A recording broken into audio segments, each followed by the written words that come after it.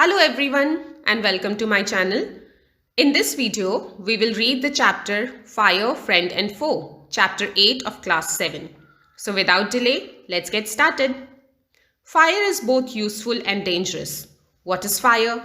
How did we discover it? How do we control it? Human has been using fire from a long time. But it was not always that human knew the uses of fire. How did he discover it? What are the uses of fire? Can fire go out of control? Let's read in this chapter, Fire, Friend and Foe. Foe means enemy. So fire can be our friend as well as our enemy. How? Let's see in the chapter. Early human didn't know what fire was, but he must have seen the damage it could cause. He must have watched lightning and volcanoes long before he began to use fire himself. Fire was powerful and dangerous, and he was frightened. So early human didn't know the uses of fire, but he must have seen the damages fire could cause. He must have seen thunder and lightning while coming from the sky.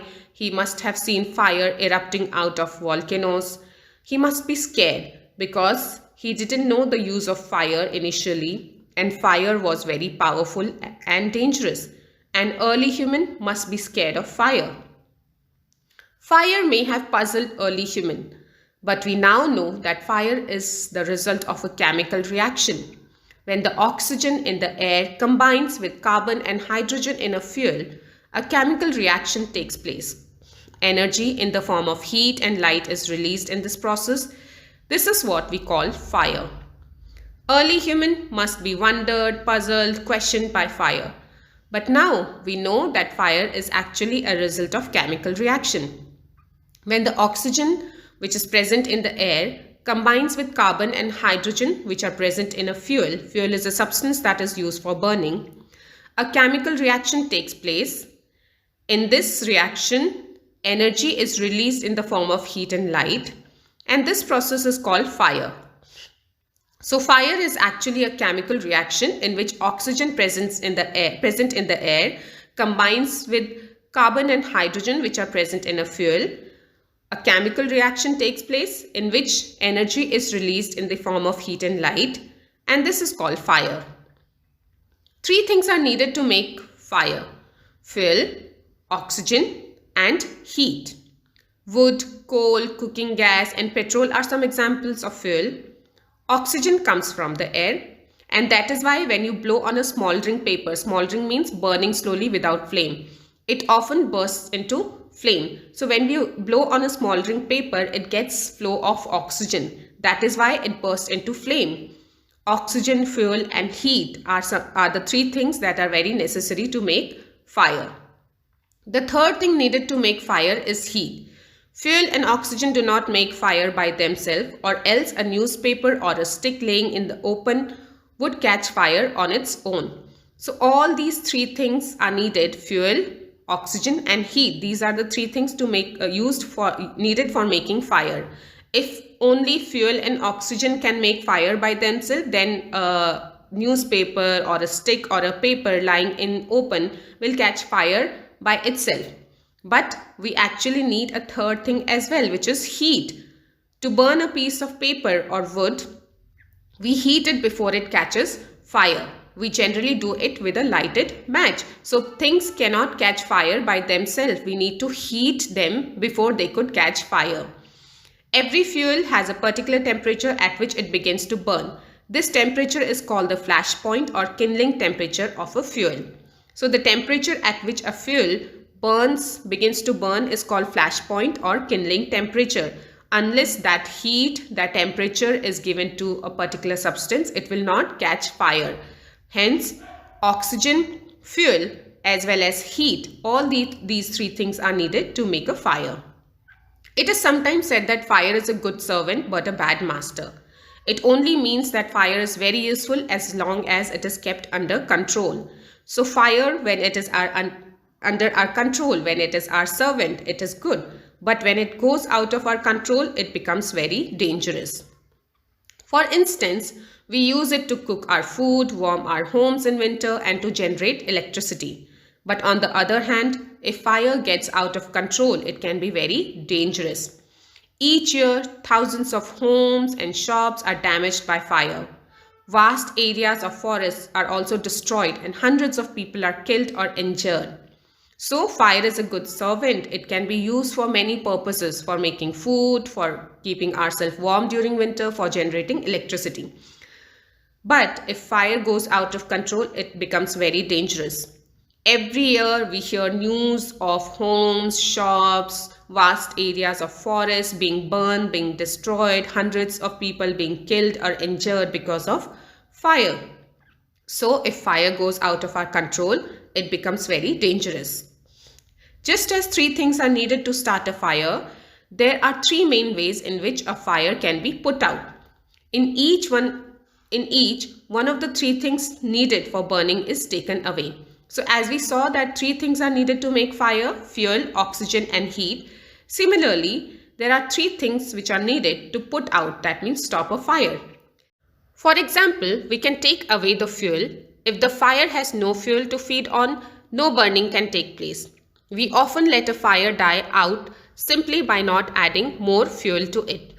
So 3 things were needed to make fire: oxygen, heat and fuel. If one of those 3 things are taken away, fire will be put out. For example, if we stop adding fuel to fire, if we stop adding wood in a fire, it will be put out. It will stop. So one of the thing is removed, fire will be put out. There is a famous idiom called adding fuel to flames. It means to do or say something that makes people react more strongly or fiercely. If somebody is already angry and if you say things to him which makes him more angry, that is called adding fuel to flame. The second way of putting out a fire is to prevent oxygen from reaching it. No supply of oxygen means no fire. Small fires can be put out or smothered. Smothered means suffocate from lack of air, with a damp blanket or a sack. This stops oxygen reaching the burning material. Sometimes carbon dioxide is used to extinguish. Extinguish means to put out or stop fire.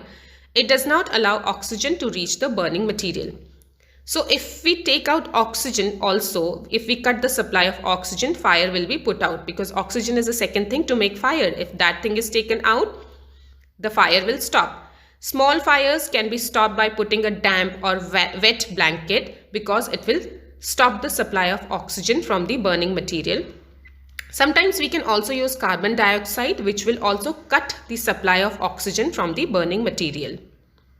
The third way of putting out a fire is to remove the heat. So heat is the third thing which is used to make fire. If we remove heat, then also fire will be put out.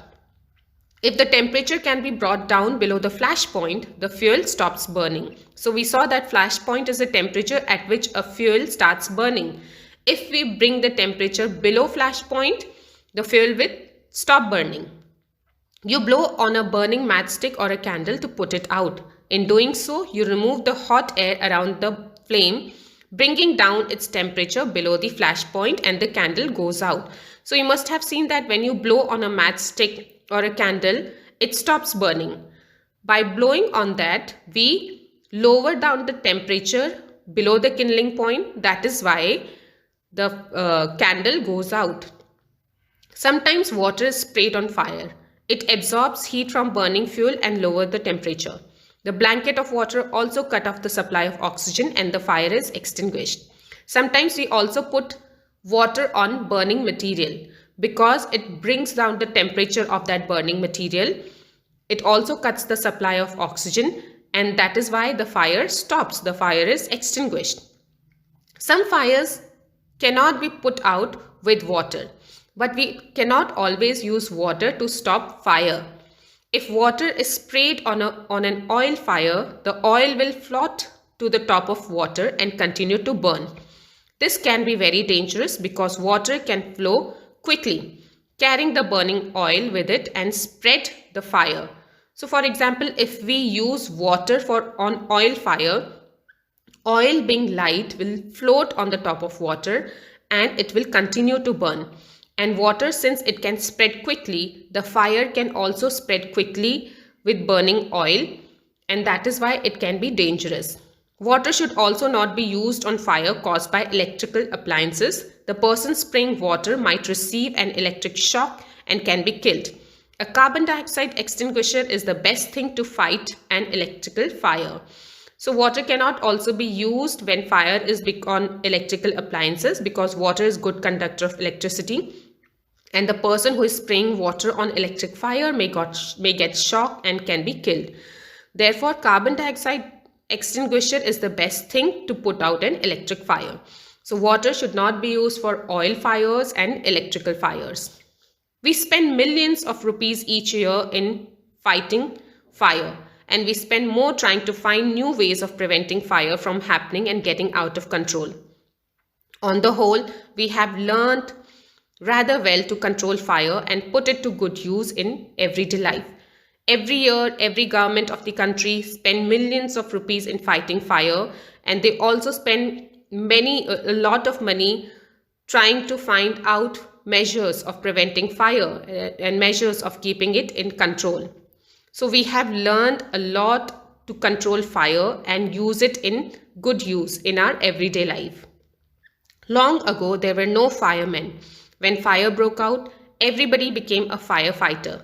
People formed human chains, they still do if required, and passed buckets of water from well or a pond to the blaze. So long time ago, there were no fire brigade, there were no firemen. If there was a fire, people used to become firefighter themselves. They used to form human chains standing next to each other and passing bucket of water. And they still do it if required. They used to form human chain. They used to pass bucket of water from a pond till the place which is burning. Now there are laws about building construction which ensures that space is left between building to reduce the fire risk. If you live in a society, if you live in a building, you must have seen that there must always be space left between two buildings. That is because if there is fire, that space will prevent fire from spreading. Every new building, especially a public place, must ensure observance of fire prevention norms. So every new building should see that they keep fire prevention norms. Bands of firefighting workers. Bands means groups of firefighting workers with special equipments. Equipment means their instruments, the things that is needed, known as fire brigade, are there to put out fire. Firefighters are highly trained people. So these days we have firefighters, fire brigades. They are very much trained people. They possess many skills. They have many skills. When there is fire, they should be called because they help in putting out and controlling the fire. They cut off electricity supply, knock out dangerous walls, spray water and other material to bring fire under control. So when there is fire, they cut off the electricity supply, which can cause more fire.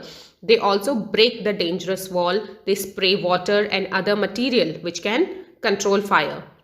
They are also trained in first aid so that they can help people suffering from burns or from the effects of smoke. So they are also trained in first aid, giving the medical help if people are suffering from burns or they are affected by the smoke. The discovery of fire and its uses helped early humans to cope with nature better and gradually adopt a settled mode of life. Discovery of fire was a great discovery because it helped human in a lot of ways. It helped human cope with the nature and gradually means slowly, adopt a settled mode of life. It helped human settle down. Fire is still worshipped. Worshipped means respected and prayed in many parts of the world.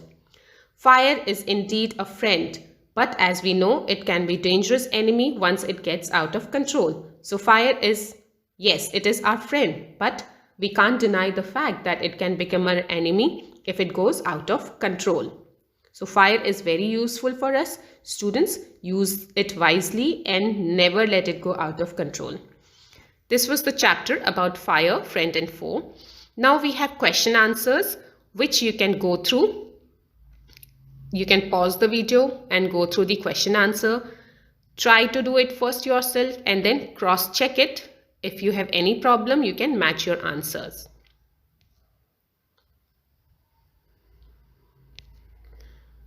So this was about the chapter, students. Thank you for listening to it patiently. Do let me know if you have ever used fire in an efficient way. Comment. This was about the chapter, student. Bye bye for now. I will see you in my next video.